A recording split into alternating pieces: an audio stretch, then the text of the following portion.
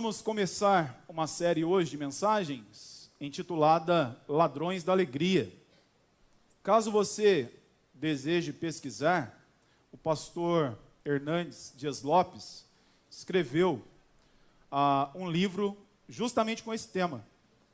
Tanto que está aqui na parte inferior, a capa desse livro. Eu tenho esse livro, é um livro muito bom, muito prático, né? Que nos fala a respeito de realidades que acabam roubando a minha e a sua alegria. Portanto, hoje nós vamos iniciar a nossa série e eu gostaria que nós olhássemos para a carta de Paulo aos Filipenses. Carta de Paulo aos Filipenses. Hoje nós ficaremos com o capítulo 4. Eu gostaria de estimular você. Essa carta é uma carta riquíssima. É uma carta extremamente curta, contém somente 4 capítulos. A leitura é muito tranquila. Eu gostaria que, ao longo dessa semana, estimular você a ler essa carta, porque certamente Deus vai falar ao seu coração, você terá o seu tempo devocional, e isso vai fortalecer ainda mais a sua fé. Capítulo 4, versículo 4, nós temos aqui uma ordenança, basicamente, uma orientação muito clara. E o versículo assim nos diz: alegrai-vos no Senhor. Outra vez digo, alegrai-vos. Você pode ler esse único versículo bem forte? O que nos diz?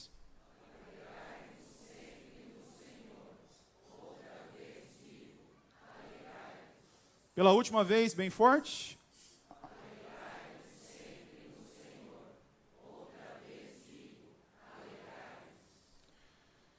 Eu gostaria que você ficasse com a sua Bíblia aberta no capítulo 4. Algumas realidades que podem roubar a minha e a sua alegria. Eu gostaria que você entendesse que a alegria é um sentimento legítimo. Todos nós devemos ter o nosso coração tomado pela alegria. A alegria que vem do Senhor e, consequentemente, inunda o meu e o seu coração. Não uma alegria transitória, momentânea, uma alegria atrelada a coisas meramente humanas, mas a alegria que vem do Senhor. É óbvio que ao longo da nossa caminhada, muitas vezes, nós vivenciamos algumas dificuldades. E essas dificuldades acabam roubando a minha e a sua alegria. É muito importante nós iniciarmos aqui com uma pergunta pertinente para todos nós. Você se acha uma pessoa alegre? A palavra de Deus nos diz que a alegria formoseia o rosto. Você se acha uma pessoa alegre? Alegria bíblica, alegria do Senhor. Porém, muitas vezes, quando nós enfrentamos algumas dificuldades na família, porque todos nós aqui estamos sujeitos, mesmo que momentaneamente a nossa alegria é saqueada. Você já percebeu isso? Quantos casais não estão passando por dificuldade? Quantas famílias não se encontram em um processo financeiro difícil? Quantas famílias não receberam um diagnóstico ruim com relação à saúde? Quantas famílias não estão lutando na criação dos filhos? Quantas mães, e talvez minha irmã, você que está aqui, se encaixa dentro daquilo que eu vou falar, quantas mães não estão dobrando os seus joelhos e clamando para que Deus atinja o coração dos seus filhos, assim como os pais estão fazendo a mesma coisa? Família é um solo sagrado, família é projeto do Senhor, mas família é local de choro, é local de alegria, é local de gratidão, é local de conquista, mas também é local onde nós vivemos as nossas dificuldades. Atualmente, você que está aqui, você que nos acompanha pela internet, no que diz respeito à sua família, está tudo bem? Tem alguma realidade que está incomodando o seu coração? Mais ainda, quando nós pensamos no trabalho, eu tenho conversado com muitos alunos, muitos jovens e adolescentes, que ainda não conseguem projetar a vida profissional, outros já até caminharam nesse sentido, mas tiveram alguma decepção, alguma frustração e acabaram retrocedendo um pouquinho, fazendo um outro curso e acabaram acumulando frustração. Talvez você está aqui, meu irmão, e você não está confortável no seu trabalho. E isso tem gerado cansaço no seu coração. O trabalho já não é algo prazeroso mais. O trabalho não gera contentamento mais no seu coração. Quando você olha à sua volta, e todos nós estamos sujeitos a isso, você vê as pessoas progredindo. E você vê a sua vida estagnada, dentro do contexto profissional. Isso mexe com você? Uma outra realidade que tem a tendência de roubar a nossa alegria são os relacionamentos. Seja sincero, você já teve algum desconforto em algum relacionamento específico e isso gerou no seu coração alguma tristeza?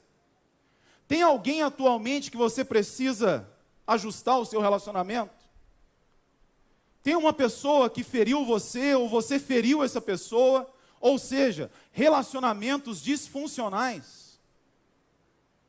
Essa é uma realidade que entristece por demais o nosso coração. E também o nosso relacionamento com Deus, quando nós nos afastamos de Deus, consequentemente a nossa alegria começa a ser minada. Você entende isso? Você consegue perceber isso? Seja sincero também, e eu me incluo em tudo isso. Quais são as frustrações que habitam no seu coração? Alguma realidade que aconteceu na sua infância? Alguma realidade atual? Alguma frustração que quando você se lembra, aquilo mexe com você? Tem alguma questão aí no seu coração? Algum tipo de frustração? Eu poderia citar muitas coisas aqui, mas terminando essa sequência, há muitas pessoas que vivem cercadas por outras pessoas, mas se encontram sozinhas, dentro de um cenário de solidão. A melhor imagem que eu achei foi essa que está projetada para você. Muitas vezes as pessoas estão sorrindo à nossa volta. Eu até gostaria de compartilhar o que aconteceu comigo esses dias. Eu estava tentando jogar bola no sábado, né? E meu time perdeu, eu me assentei um pouco distante do pessoal e comecei a reparar o movimento das pessoas ali, todo mundo sorrindo naquele lugar, as pessoas alegres, né? Eu comecei a entrar num processo de crise momentânea ali em 5 minutos. Eu falei, Senhor, por que todo mundo às vezes se encontra com o coração tomado pela alegria e algumas vezes a alegria tende a ser saqueada no meu coração? E na sequência eu consegui entender que eles estavam ali extravasando, como eu também estava, e a alegria naquele cenário era algo muito tranquilo. Mas, olhe para essa imagem, muitas vezes você está cercado por pessoas que se encontram sorrindo, mas você se encontra com seu coração tomado pela tristeza. Talvez há pessoas aqui, ó, se eu pedisse para você dar um sorrisão bem bonito aí, né, de orelha a orelha, talvez há pessoas que estão cercadas aqui, mas essas pessoas estão abatidas, essas pessoas estão entristecidas. É igual a academia. Se eu for na academia, no horário de pico, está todo mundo ali, tem um som ambiente, as pessoas treinando, endorfina, todo mundo sorrindo, né? Já percebeu? Todo mundo assim, aquilo acaba te contagiando. Não vou muito, viu, gente, mas me contagia. Certo? É um ambiente interessante, um ambiente direciona isso também. Quando eu e você pensamos com relação a essa carta, ela foi escrita por Paulo no ano 61, depois de Jesus. Para você entender o pano de fundo dela, você tem que olhar Atos capítulo 16. Paulo teve contato com os irmãos em Filipe, na sua segunda viagem missionária. Paulo, então, contribuiu para que aquela igreja se fortalecesse no Senhor. Quando Paulo escreveu essa carta, ele estava preso. Eu gostaria que vocês guardassem isso no ano 61. Paulo estava preso. No ano 64, Paulo foi assassinado, foi decapitado pelo rei Nero. Ou seja, depois de 3 anos que Paulo escreveu essa carta, ele perdeu a sua própria vida. Ou seja, o que nós temos nessa carta não é apenas uma narrativa vazia, Mas Paulo estava falando daquilo que estava realmente acontecendo com ele, uma experiência de vida. Essa carta, ela nos apresenta algo muito importante, porque mesmo em meio ao sofrimento, segundo todos os teólogos, essa carta é conhecida como a carta da alegria. Se você ler essa carta na sua casa ao longo dessa semana, faça esse exercício. Pega uma caneta e por 18 vezes você vai encontrar a palavra alegria nessa carta. Paulo está dizendo que ele se alegra no Senhor e ele repete isso por várias vezes. Essa carta é uma carta cheia de sentimento, cheia de amor. Se você olhar comigo o capítulo 1, versículo 7, você vai identificar que Paulo, compartilhando essa carta com aqueles irmãos, ele estava dizendo: eu trago nas algemas e no coração, no meu coração, essa igreja tão querida. Por quê? Foi a única igreja que ajudou Paulo financeiramente e também com orações. Quando Paulo estava preso, Epafrodito foi visitá-lo. E ele quase ficou preso também, quase perdeu a sua vida, ou seja, aquele amigo colocou a sua vida em risco para ir visitar Paulo. Precisamos de amigos assim. Aquela igreja contribuiu com a vida e com o ministério de Paulo. Nós temos um versículo-chave, entre muitos versículos importantes dessa carta. O versículo está projetado para você. E o versículo é, capítulo 1, versículo 25, assim nos diz: porquanto, para mim, o viver é Cristo, e o morrer é lucro. Paulo está falando sobre a suficiência de Jesus. Jesus é suficiente na vida dele, apesar das lutas, apesar das adversidades. Como eu falei para vocês agora há pouco, depois de 3 anos, ele foi decapitado por Nero. Mas ele está dizendo: o viver para mim é Cristo, o morrer é lucro, porque a minha vida se encontra centrada no Senhor Jesus. Será que eu e você conseguimos fazer essa afirmação? Obrigado, meu palmeirense. Deus abençoe, viu? Será que eu e você conseguimos fazer essa afirmação? Seja sincero, a sua vida está totalmente escondida no Senhor Jesus? C.S. Lewis tem uma frase interessante, ele diz a seguinte coisa. Ele fala: alegria é um negócio sério do céu. Eu gosto muito dessa frase do C.S. Lewis, quando ele diz que a alegria será realmente um negócio sério do céu. Porque certamente ele está se lembrando de Apocalipse capítulo 21, quando nós encontramos essa citação tão rica que assim nos diz: e lhes enxugará dos olhos toda lágrima, e a morte já não existirá. Já não haverá luto, nem pranto, nem dor, porque as primeiras coisas passaram. As primeiras coisas são tudo aquilo que nós vivenciamos aqui na terra.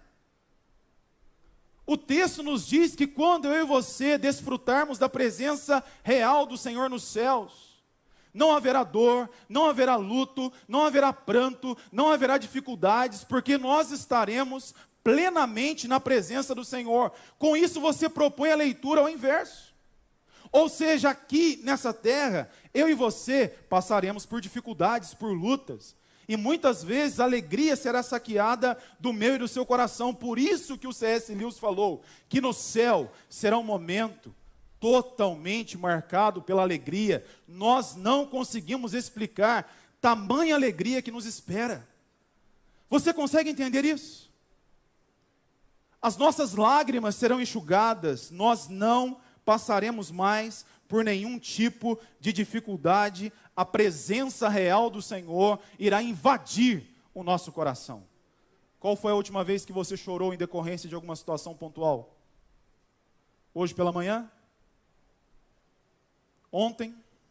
Antes de ontem? Qual foi a última vez que você ficou em prantos? Comece a entender esse processo. Comece a entender que a nossa real alegria se encontra no Senhor. E aí Paulo começa então no capítulo 4 a nos apresentar alguns caminhos. Ele diz: alegrai-vos sempre no Senhor, outra vez vos digo, alegrai-vos no Senhor. Ele nos mostra o caminho pelo qual nós devemos provar dessa alegria consistente e real. Ele diz: nós devemos nos alegrar no Senhor. A nossa alegria deve se encontrar no Senhor. Assim como Neemias, capítulo 8, versículo 10, nos ensinou dizendo que a alegria do Senhor é a nossa força. Neemias estava em um processo de reconstrução dos muros. Depois de 90 anos, os muros seriam reconstruídos. E eles foram reconstruídos em 52 dias. 90 anos, 52 dias. E um cenário de extrema dor e sofrimento. Mas uma das primeiras realidades que Neemias coloca é: a alegria do Senhor é a nossa força. Nós devemos caminhar na alegria do Senhor. Isso nos ensina que, quando nós concentramos a nossa alegria no Senhor e não em bens materiais, nós entendemos o real sentido da vida. Assim como o Senhor Jesus falou no Sermão do Monte, capítulo 6 de Mateus, versículo 21. Onde está o teu tesouro, ali estará o teu coração. Há muitas pessoas que são tomadas pela tristeza, porque elas estão depositando a alegria delas em bens materiais, em pessoas, em instituições, na sua própria capacidade de oratória, na sua própria força física. Elas estão olhando mais para a conta bancária do que para as escrituras sagradas. Elas estão depositando mais a confiança delas em várias situações do que no Senhor Jesus. E Paulo está dizendo: eu estou preso, eu estou na antessala da morte, mas eu estou dizendo que nós devemos nos alegrar no Senhor. Por exemplo, quando nós lemos o livro de Eclesiastes, você já leu o livro de Eclesiastes? 12 capítulos. Salomão, no alto da sabedoria dele, lá na reta final do livro, basta você anotar aí, capítulo 12, versículo 13, ele diz a seguinte coisa: a conclusão é: tema a Deus e guarde os seus mandamentos, porque esse é o dever de todo homem. Porém, quando nós olhamos no capítulo 1, ele começa a apresentar uma sequência de coisas que ele fez, dizendo que o seu coração estava tomado pela monotonia. Os rios vão para o mar e o mar não se enche. Os ouvidos não se cansam de ouvir, a boca não se cansa de falar. Geração vai e geração vem e nada de novo acontece. Eu apliquei o meu coração em todas as coisas humanas, eu tinha muitas posses, mas nada disso alegrou por completo o meu coração. Tanto que por 40 vezes ele usa a palavra rebel naquela carta, que é a palavra vento, dizendo: eu corri atrás do vento. Você está vendo o vento aqui? Ele está batendo na sua face? Mesmo que lentamente, está. O que ele está dizendo, a ideia de correr atrás do vento, é correr atrás de algo que você não consegue palpar. E isso gera cansaço, meu irmão e minha irmã, sejamos sinceros. Quantas vezes eu e você aplicamos o nosso coração em outras realidades, e com isso nós corremos atrás do vento, e com isso a nossa alegria foi saqueada.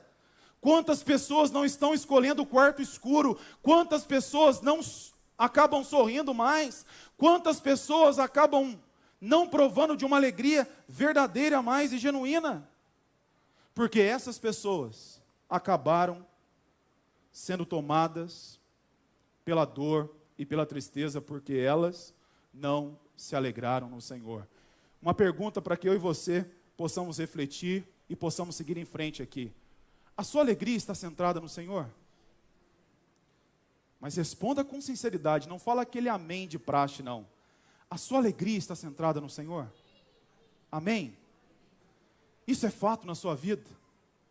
Se você começasse a perder algumas coisas hoje, assim como Jó, se você perdesse saúde hoje, se você perdesse a sua conta bancária hoje, se você perdesse a sua casa hoje, se você perdesse amigos hoje, se você perdesse muitas coisas, você continuaria se alegrando no Senhor?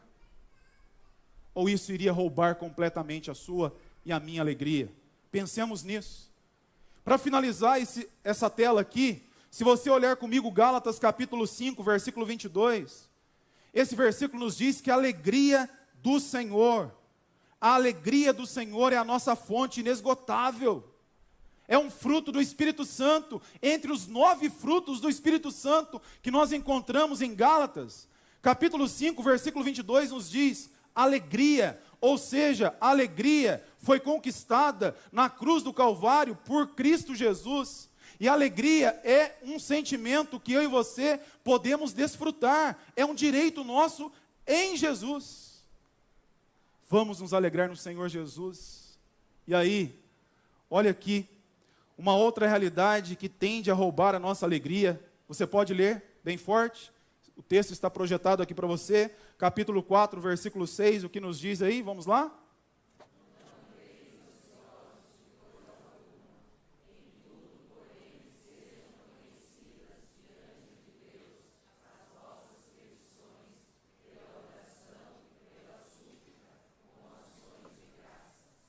Muito bom. Meus irmãos, tem um Palio prata aqui, se for nosso. A placa aí, numeração final 0835. Tira lá, por favor, está em frente a uma garagem, certo?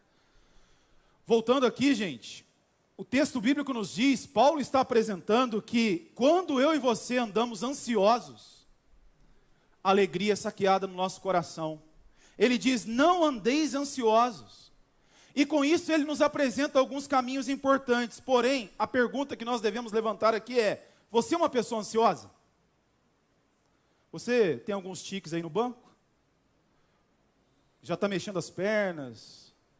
Já está com a sua mente completamente tomada por aquilo que você tem que fazer amanhã? Quantas vezes você acaba roendo as unhas? Quantas vezes você acaba abrindo a porta da geladeira para não fazer absolutamente nada? Você já chegou nesse nível já? Se você chegou nesse nível, olha, vai procurar ajuda, hein? O negócio está ficando tenso. A gente já está progredindo para um estágio perigoso aqui, certo? Você já foi em busca do significado da palavra ansiedade no dicionário? A palavra ansiedade significa preocupação excessiva. E eu gosto disso por quê? Preocupações todos nós temos aqui, não temos? Todos nós temos. Pagar as nossas contas, realizar as provas, trabalhar e daí por diante. Agora, preocupação excessiva é aquilo que rouba a nossa paz. E Paulo está dizendo que eu e você não devemos permitir que a ansiedade tome conta do nosso coração. Esse é um tema recorrente nas Escrituras, o Senhor Jesus também falou sobre ele no Sermão do Monte, capítulo 6, versículo 25, dizendo a mesma expressão que Paulo usou, não andeis ansiosos. E o Senhor Jesus ainda acrescenta que nós devemos olhar para a natureza, o Criador sustenta todas as coisas. E mais ainda, quando nós chegamos em 1 Pedro, capítulo 5, se você não leu esse versículo, leia, anote, e que você e eu, que possamos viver esse versículo. O texto nos diz que nós devemos, olha a expressão, nós devemos lançar sobre o Senhor toda a nossa ansiedade, porque Ele tem cuidado das nossas vidas.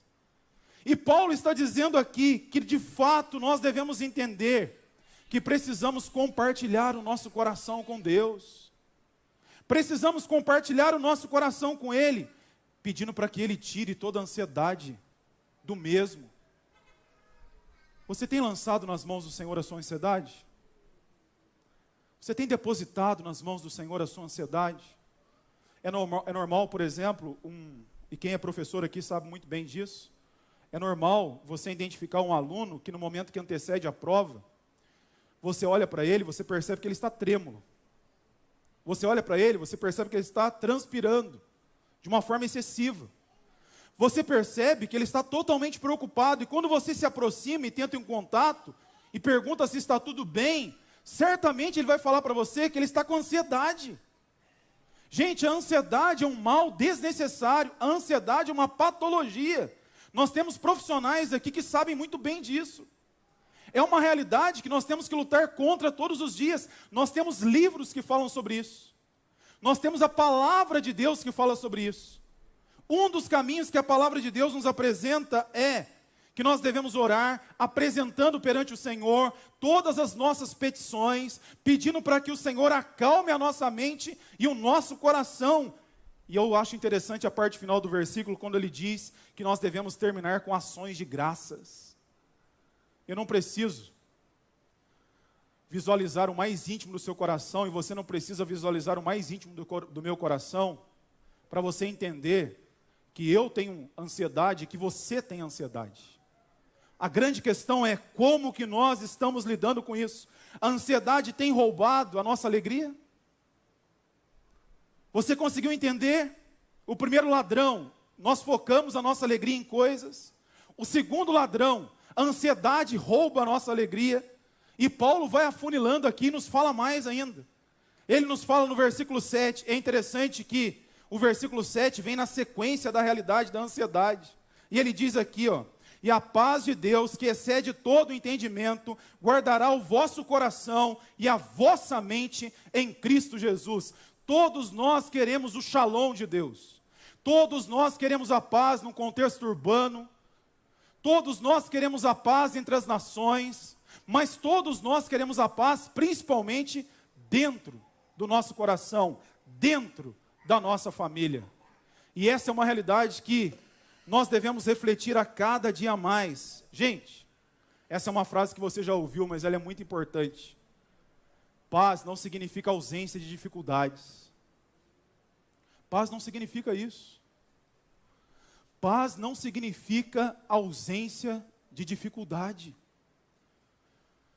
Essa semana que a gente veio lutando com todas essas realidades que vocês sabem, não é uma realidade só nossa, é de todos nós que aqui estamos, mas Amanda ficou 4 dias na UTI, e aqui, só abrindo um parênteses, se você é um profissional da saúde, está aqui, parabéns para você, que Deus abençoe muito a sua vida. Se você está nos escutando e é um profissional da saúde, Deus te abençoe muito. Em uma das visitas que eu fui lá, uma senhora veio falar comigo, me acompanhando até a porta, e ela falou a seguinte coisa: daqui a pouco eu vou voltar lá para falar com a sua esposa, viu? Eu falei, ah, que bom, vai mesmo, vai fazer bem para ela. E quando a gente vai passando pelos quartos, a gente vê uma situação progressiva, né? Vê a pessoa que está entubada, vê a pessoa que está agitada, vê a pessoa que está com medo. E aquela moça veio falar comigo, eu falei, que bom, te agradeço, viu? Conversa bastante sim. Ela falou assim, eu sou psicóloga. Eu faço um trabalho aqui com os pacientes que estão conseguindo dialogar. Eu falei, puxa, que bom. Realmente a gente precisa lidar com as pessoas, trabalhar com as pessoas, abençoar as pessoas. Ela perguntou, qual é a sua profissão? Eu falei, eu sou pastor. E naquela conversa rápida, ela falou assim, olha, esse ambiente aqui, pastor, é muito pesado. É um ambiente muito difícil. Todos nós aqui da área de saúde também temos as nossas dificuldades. Sabe o que eu estou resumindo para você? Se eu me aprofundasse a conversa com ela, ela iria começar a compartilhar as dores dela. Porque ela estava ajudando, mas ela precisava de ajuda. Assim como eu estou ajudando, você está ajudando, mas todos nós precisamos de ajuda. E essa paz que excede todo o entendimento humano, essa paz que vem do Senhor, ela não depende das circunstâncias. Essa paz que acalma o meu e o seu coração em meio ao caos. Quando realmente nós acordamos e visualizamos um dia difícil. É isso que Paulo está falando, faltam 3 anos para eu morrer. Mas eu estou dizendo que a paz de Deus, ela tem o poder de aplacar toda e qualquer agitação do meu coração. Por isso ele está dizendo, é a paz que excede o entendimento humano, é a paz que acalma o meu coração. Por isso que o salmista no Salmo 46, versículo 10 falou, ei, aquietai-vos e sabei que eu sou Deus, sou exaltado entre as nações, sou exaltado na terra, eu sou o Senhor dos exércitos. Aquietai-vos o seu coração. Acalma o seu coração, descansa no Senhor. Eu sei que é difícil, nós somos humanos, nós temos os nossos contratempos, nós temos os nossos dias ruins. Mas a palavra de Deus nos diz, um homem que está vivendo uma experiência terrível, ele está dizendo, existe uma paz, que acalma a tempestade, que acalma a mente. É interessante que ele está escrevendo para o grego. O grego é racional. E ele está dizendo, a paz que acalma a minha mente, a paz que acalma o meu coração, a paz que excede todo o entendimento. Você já provou dessa paz? A situação estava bem delicada para você, você provou dessa paz? Não permita que nada roube a alegria constante do seu coração. O último versículo que eu cito aqui, porque vem nessa sequência de possíveis realidades que podem roubar o meu e o seu coração, no sentido de tirar a alegria dele. Olha esse último versículo. E aqui, eu gostaria que você refletisse muito. Muito mesmo. Enquanto eu preparava essa mensagem, eu refleti muito. Olha o que Paulo vai dizer agora. Você pode prestar atenção aqui na projeção, eu vou ler para você. Olha o que ele diz. Finalmente, irmãos, finalmente, capítulo 4, já chegando na reta final dessa carta, ele diz, finalmente, irmãos, tudo que é verdadeiro, guarda aí, tudo que é respeitável, tudo que é justo, tudo que é puro, tudo que é amável, tudo que é de boa fama, se alguma virtude há, se algum louvor existe, seja isso que ocupe o vosso... Meu irmão, mente vazia é oficina para o diabo, viu? Mente vazia é oficina para o diabo. Essa é a grande questão aqui. Você consegue entender que eu e você travamos uma batalha nos nossos pensamentos? Quantos pensamentos negativos nós não cultivamos ao longo da nossa caminhada? Quantas vezes eu e você não pensamos em desistir? Quantas vezes eu e você não pensamos em jogar tudo para o alto? Quantas vezes eu e você dizemos que nós não conseguiremos mais progredir na família, no trabalho, nos estudos? Quantas vezes eu e você não alimentamos os nossos pensamentos com as coisas do alto, mas alimentamos os nossos pensamentos com questões transitórias e passageiras? Você sabe que o Brasil, anualmente, em torno de 11.576 pessoas tiram a sua própria vida por causa de depressão? Você sabia disso? E sabe como se inicia a depressão? Entre muitos fatores, pensamentos negativos. Você acha que uma pessoa, ela arquitetou tirar a sua própria vida? Quantas vezes? Você acha que logo de primeira ela executou isso? De 10 pessoas, 8 pessoas executaram isso por um bom tempo. Toma cuidado. Toma cuidado. Toma cuidado com os seus pensamentos. Eu que sei o pensamento que tem a vosso respeito. Pensamentos de paz, pensamentos daquilo que eu tenho para a sua vida. Colossenses capítulo 3, versículo 2, anota aí para você ler depois. Paulo também vai dizer que nós devemos manter o nosso pensamento no alto. Eu gosto da expressão que ele usa. Nós devemos manter o pensamento no alto. Nós devemos pensar constantemente nas coisas do alto. E devemos entender que todos os dias nós travamos uma batalha com os nossos pensamentos. Aqui não é triunfalismo, aqui é a palavra de Deus falando. Se alguma virtude há, se algum louvor existe, se algum pensamento positivo, se alguma verdade há, se há justiça, que isso ocupe o seu pensamento. Meu irmão, não vai acordar amanhã não. Tem gente que tem aquela frase, eu segundona brava. Você já ouviu isso daí? Você não falou isso daí não, né? Meu irmão, segundona brava é para quem já morreu. Você está vivo, filho. Vai para cima. Louvado seja o Senhor Jesus. Vai trabalhar com alegria. Já senta para tomar café com os filhos. Ô, segunda-feira brava, né? Olha o que você está cultivando na mente do seu filho. Gente, em nome de Jesus, tem que parar de entender. A gente tem que parar de proferir realidades que acabam gerando um cenário pesado e negativo. Eu e você somos vencidos por aquilo que acontece aqui, no nosso pensamento. E para finalizar esse ponto, guarde isso aí no seu coração. Comece a fazer uma autoanálise. Tudo aquilo que você tem pensado. Tudo aquilo. Meu irmão, dá uma de louco, coloca louvor no último no carro. É assim mesmo. Vai cantando, vai louvando, vai chorando, vai glorificando, vai xingando também, vai tudo. Amém, irmão? É assim. Não tem essa. Tem que ir para cima. Não tem para onde correr.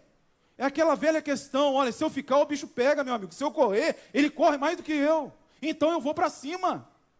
Não adianta, ó vida, ó céus, quem perdeu, quem ganhou, acabou meu dinheiro, não tem trabalho, saúde não tem. A coisa vai acontecer, você vai ficar aí sentado. Eu vou ficar aqui sentado, vou começar a somatizar doença, vou começar a cultivar coisas ruins, vou ficar o cara mais mal-humorado da terra. Tem isso também, não tem? Você conhece um cara mal-humorado? Pensa num bicho chato, é aquele lá que você pensou agora. Tem isso também, gente. Que o Senhor Jesus nos ajude a pensar nas coisas do alto, gente. Olha o penúltimo slide aqui, ó. Penúltimo slide. Esse livro aqui é sensacional. Se você não tem, compra esse livro aí, ó. Esse livro, Seguindo Jesus, do N.T. White. Falei certo aí, Jéssica? Professora de inglês? Voei? É isso aí mesmo, hein? Decorei umas 3 vezes, viu? Olha só. Olha o que ele diz. Olha aqui, você pode ler. Penúltimo slide. Para a gente caminhar para o final. O que nos diz aí? Coloque...